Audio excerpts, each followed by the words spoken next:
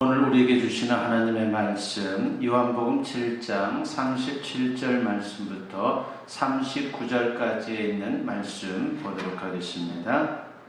찾으신 줄 알고 제가 번복해 올립니다. 명절 끝날 곧 큰 날에 예수께서 서서 외쳐 이르시되 누구든지 목마르거든 내게로 와서 마시라.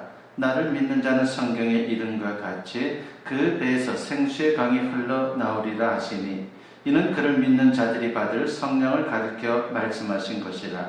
예수께서 아직 영광을 받지 아니하셨으므로 성령이 아직 그들에게 계시지 아니하시더라. 아멘.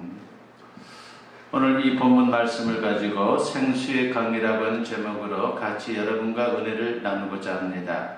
오늘 본문의 배경이 되는 이스라엘 팔레스틴 지역은 무척 덥고 그리고 갈증이 심한 곳입니다. 그만큼 비가 잘 내리지 않는 것이죠.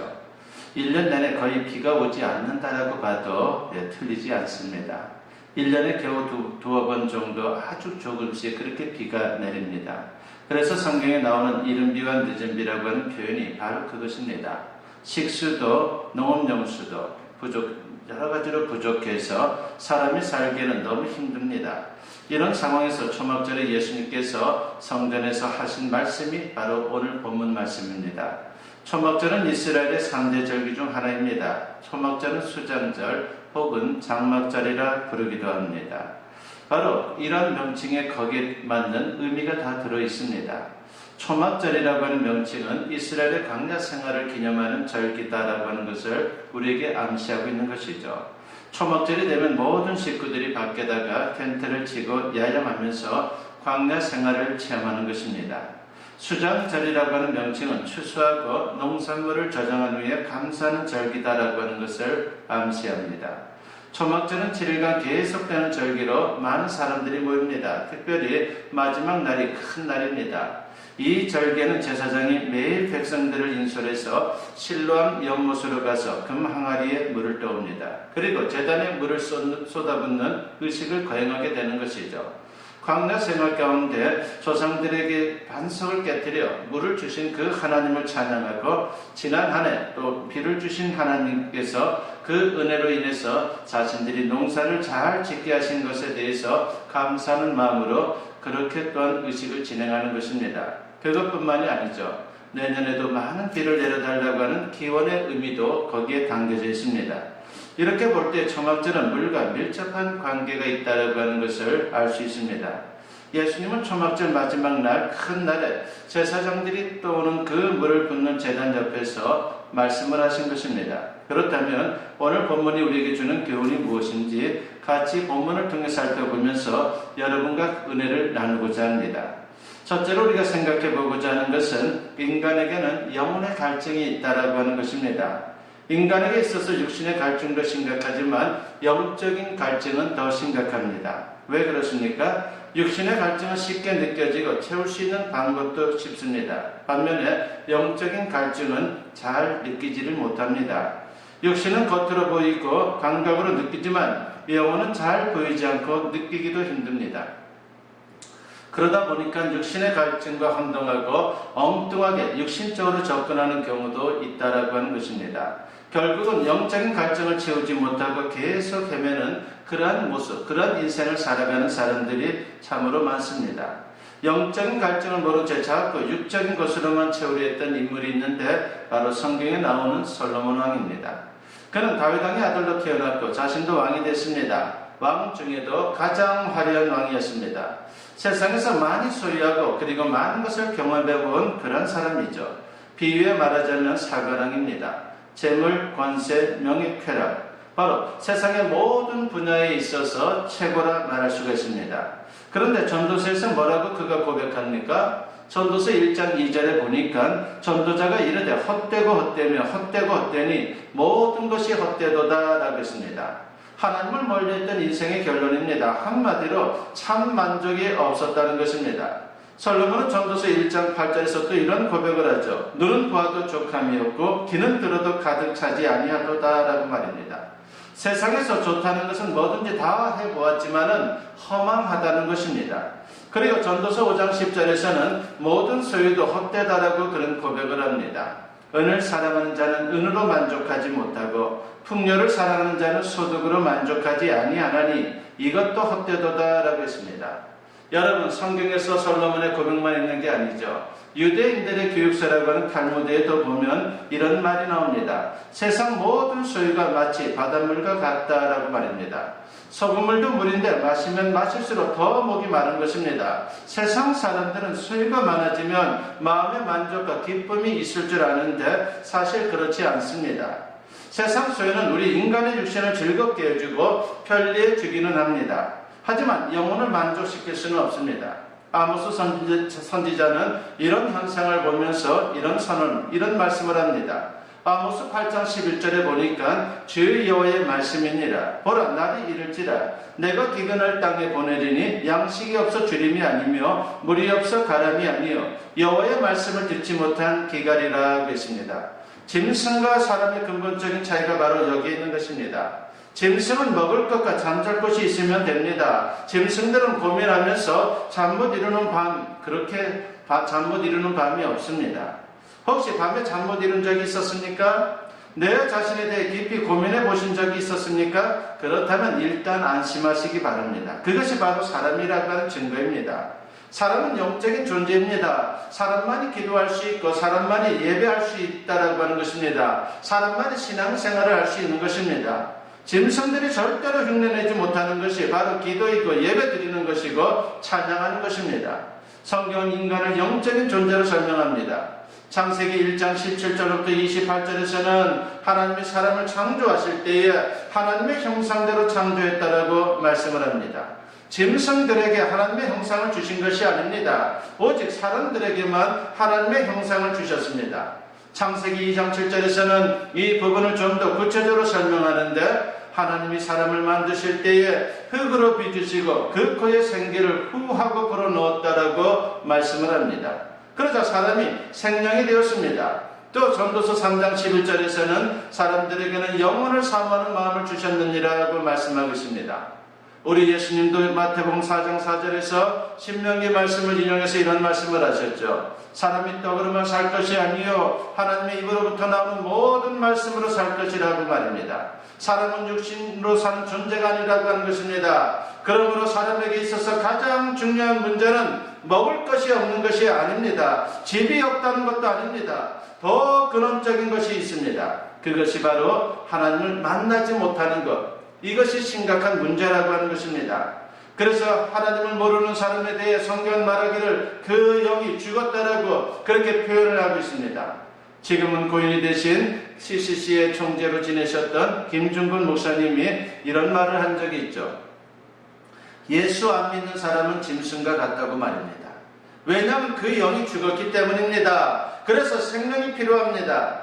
요한복음 6장 63절에서 예수님은 분명히 말씀하죠. 살리는 것은 영이니 육은 무익하니라. 내가 너에게 이른 말은 영이요 생명이라고 했습니다. 그러므로 하나님 앞에 나오기 전까지는 인간의 영혼은 절대로 만족할 수가 없습니다. 다윗도 그런 사실을 깨닫고 이렇게 노래했습니다. 시편 63편 1절에 보니까 하나님이여 주는 나의 하나님이시라. 내가 간절히 주를 찾되 물이 없어 마르고 황폐한 땅에서 내 영혼이 주를 갈망하며 내 육체가 주를 앙모하나이다 라고 했습니다. 영혼이 황폐화되면 아무리 가져도 아무리 해봐도 참 만족이 없습니다. 물론 인간은 육신을 갖고 있기 때문에 기본적인 욕구를 채워야 합니다. 그런데 과도하게 육신의 정욕만 채우려다 보니까 영혼이 입맛을 잃어버리고 하나님을 찾지 않습니다. 영적으로 목말라하면서 오히려 죽어가는 것입니다. 만일 사람이 육신적인 욕망만 계속 추구하고 산다면 그 결과는 뻔합니다. 영적으로 죽고 영원히 죽을 수밖에 없다라고 하는 것입니다. 여러분은 과연 어떻습니까? 우리의 영혼이 살아야 된다라고 하는 분명한 인식을 가지고 언제나 영적인 것을 추구할 수 있는 하나님의 사람들이 되었으면 합니다. 두 번째로 오늘 본문을 계속해서 생각해 보고자 하는 것은 우리 영혼의 갈증을 해소하기 위해서 항상 예수님께 나아가야 한다라고 하는 것을 오늘 본문은 우리에게 말씀하고 있습니다. 그러므로 우리는 영적으로 깨야 하고 영적 갈증을 채워야 한다라고 하는 것이죠. 예수님은 오늘 말씀에서 그 사실을 우리에게 일깨워 줍니다. 생수의 강이 흘러야 한다라고 말씀을 합니다. 본문 37절과 38절에 보니까 명절 끝날 곧 큰 날에 예수께서 서서 외쳐 이르시되 누구든지 목마르거든 내게로 와서 마시라. 나를 믿는 자는 성경에 이른과 같이 그 배에서 생수의 강이 흘러나오리라 하시니라고 했습니다. 초막절에 물을 떠다 제단에 붓고 절기를 마치는 이스라엘 사람들에게 예수님께서 외친 말씀입니다. 이렇게 물을 부어도 그때뿐이지 그러나 영원히 목마르지 않게 해주는 생수의 강이 있다. 이것을 얻으려면 나에게 오라. 주님은 이렇게 말씀하고 있는 것입니다. 여기서 생수를 마신다는 것은 믿는 것을 의미합니다. 영혼의 갈증이 있는 사람은 주님께 오라는 것입니다. 그러면 믿는 자에게 약속하신 생수의 강을 주님께서 주신다는 겁니다. 여기서 배는 영혼, 즉 심령을 의미합니다. 그리고 생수는 예수님이 보내실 성령을 가리킵니다. 생수의 강은 성령이 주시는 신령한 은혜가 차고 넘치는 것을 의미하는 것입니다. 즉 예수님을 영접하면 성령께서 임하여 성령의 생수의 강 같은 생명을 주신다는 것, 우리 심령에 생수의 강 같은 생명을 주신다는 겁니다. 그것이 영혼의 갈증을 채워주고 참 기쁨과 평안을 주는 것입니다. 본문 39절 말씀에 보니까 이는 그를 믿는 자들이 받을 성령을 가리켜 말씀하신 것이라고 했습니다. 그렇습니다. 생수는 예수님이 믿는 자에게 부어주시는 성령입니다. 성령은 하나님의 영이며 그리스도의 영입니다. 성령을 주시려고 예수님께서 인간의 죄를 짊어지고 십자가에 피 흘려 죽으신 것입니다. 그리고 이를 믿는 자마다 죄 사함받고 사망에서 구원을 받는 것이고 그리고 영생을 얻게 된다라고 하는 것입니다. 이 영생이 바로 생수의 강입니다. 생수의 강을 주기 위해 예수님은 목마름을 직접 경험하셨습니다. 운명하실 때 무슨 말씀을 하셨습니까? 요한복음 19장 28절에 보니까 그의 예수께서 모든 일이 이미 이루어진 줄 아시고 성경을 응하게 하리 하사 이르시되 내가 목마르다 하시니라고 했습니다. 여기 보면 예수님께서 내가 목마르다라고 말씀합니다. 이것은 영원한 사망의 목마름, 지옥의 고통을 말하는 것입니다. 그래서 십자가의 대속으로 우리 심령의 사망에 생수의 강을 흐르게 해주신 것입니다. 베너라고 하는 영화가 있습니다. 베너는 루 월리스라고 하는 사람이 쓴 소설이죠. 그것이 이제 후에 영화로 된 그런 작품입니다. 월리스는 원래 미국 남북전쟁 당시에 북군의 장군으로 있었습니다. 그런데 이 사람의 문제는 하나님을 부정하던 무신론자였다라고 하는 것입니다. 그런데 그가 기독교인들을 공격하려고 성경을 연구하다가 뒤집어졌습니다. 예수님을 만나게 된 것입니다. 그리고 무릎을 꿇고 예수님을 향해 이렇게 고백했습니다. 나의 주, 나의 하나님이시여 라고 말입니다. 그러면서 이 사람이 베너라고 하는 작품을 썼습니다.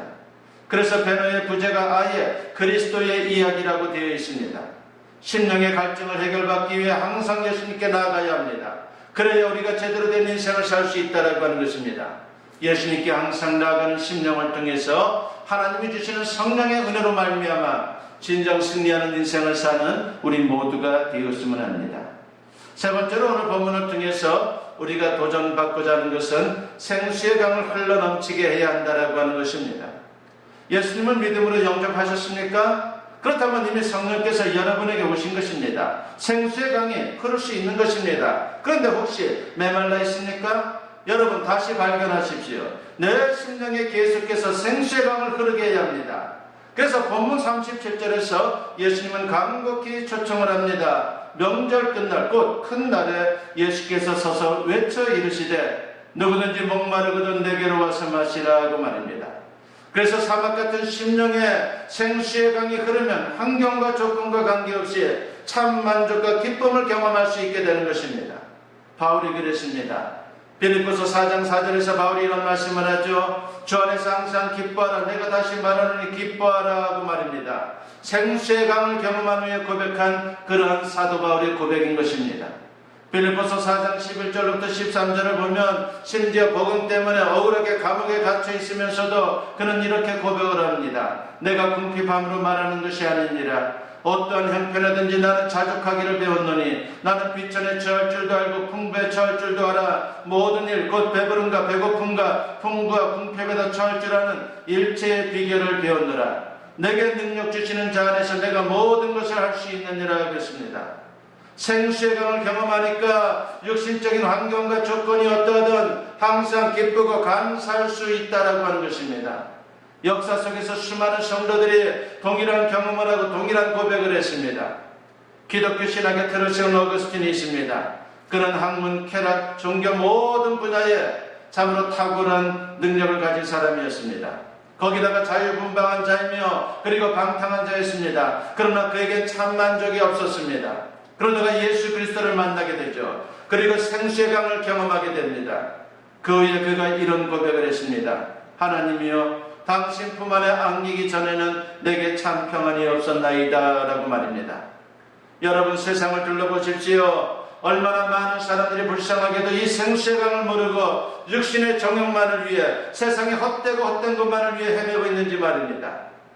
어느 병원 응급실에 새벽에 환자가 급히 실려왔습니다. 당직 의사가 살펴봤는데 심장마비로 이미 오는 도중에 죽어있는 그런 환자였습니다. 죽은 사람이었죠. 안타까운 마음으로 시신을 수습하려는데 좀 이상합니다. 오른손은 펴고 있는데 왼손은 꽉 쥐고 있는 겁니다. 그래서 왼손을 펴주는데 손 안에서 뭔가 툭 하고 떨어지는 겁니다. 의사 선생님이 자기도 모르게 말합니다. 38광땡이네.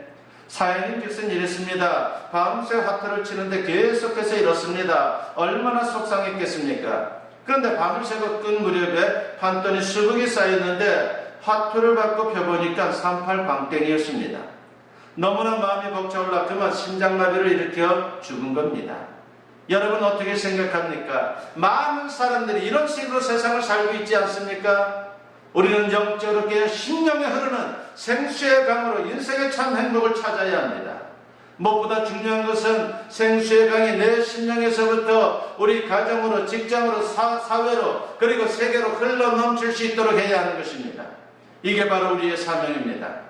에스겔 47장 9절에 보니까 이 강물이 이르는 곳마다 번성하는 모든 생물이 살고 또 고기가 심히 많으리니 이 물이 흘러 들어가므로 바닷물이 대해 살아나겠고 이 강이 이르는 각지의 모든 것이 살 것이며 라고 했습니다.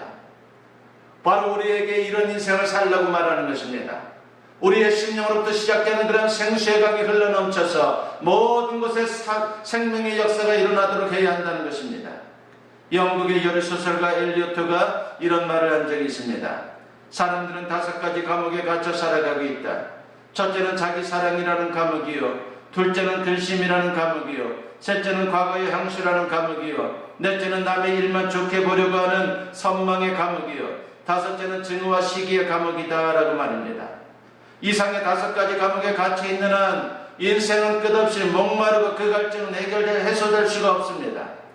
이상의 5가지 감옥으로부터 누가 해방과 자유를 안겨줄 수 있습니까? 바로 우리 주님밖에 없습니다. 누가복음 4장 18절과 19절에 보니까 주의 성령이 내게 임하셨으니 이는 가난한 자에게 복음을 전하게 하시려고 내게 기름을 부으시고 나를 보내사 포로된 자에게 자유를, 눈먼 자에게 다시 보게 함을 전파하며 눌린 자를 자유롭게 하고 주의 은혜의 해를 전파하게 하려 하심이라 하였더라 했습니다. 주님을 만나 성령의 충만함을 받을 때에 자기 사랑의 감옥에서 벗어나 이웃 사랑의 길을 걸어갈 수 있는 것입니다. 근심이라는 수고와 무거운 짐을 내려놓을 수 있는 것입니다. 과거의 향수에 매이지 않고 미래 지향적인 삶을 살아갈 수 있는 것입니다. 남의 일만 좋게 보려고 하는 선망의 감옥에서 벗어나 나를 향하신 하나님의 뜻과 소명을 위해 살아갈 수 있는 것입니다. 아무쪼록 날마다 주님께 가까이 나아가므로 생수의 강을 풍성히 경험하는 우리 모두가 되었으면 합니다. 그리고 이 생수의 강이 나로부터 시작하여 우리 가정과 온 세상에 흐르고 넘치게 하여 죽어가는 세상을 살리는 일에 귀하고 아름답게 쓰임받을 수 있는 저와 여러분 모두 될 수 있기를 주님의 이름으로 간절히 축원합니다. 기도드립니다. 사랑과 은혜가 충만하신 아버지 하나님 감사합니다. 오늘도 주님께 나와서 예배로 영광 돌리게 하시고 말씀을 통해서 은혜 나누고 도전받게 하여 주시니 감사합니다. 우리의 심령 속에 생수의 강이 흘러 넘칠 수 있도록 역사하여 주시옵소서. 아버지 하나님이시여, 생수의 강이 흘러 넘쳐서 나로 말미암아 죽어가는 세상이 살게 하시고 많은 이들에게 은혜를 끼칠 수 있는 그런 복되고 아름다운 삶이 펼쳐질 수 있도록 역사하여 주시옵소서. 아버지 하나님, 세상 것이 아무리 풍족하다 할지라도 우리의 영적인 것이 채워져야 한다라고 했사오니 언제나 우리의 영혼이 살아날 수 있도록 주님 은혜 베풀어 주시옵소서. 감사드리옵고 예수님의 이름으로 기도드리옵나이다. 아멘. 축복 기도드립니다. 이제는 우리 주 예수 그리스도의 은혜와 아버지 하나님의 무궁하신 사랑하심과 성령의 감화감동 역사 충만하심이 오늘 주님께 예배로 영광 돌리며 선포된 말씀과 같이 진정 주님 안에서 영적인 삶을 살아가기를 다짐하고 결단하며 이제 주님께 더욱더 가까이 나가는 신앙을 통해 아버지 하나님이 주시는 놀라운 영적인 물이 흘러넘치는 그런 인생을 통해서 주님이 주신 사명 잘 감당하기를 다짐하고 결단하며 세상을 향하는 주님의 사랑하는 자녀들 위해 지금으로부터 영원토록 함께 하시기를 간절히 축원하옵나이다. 아멘.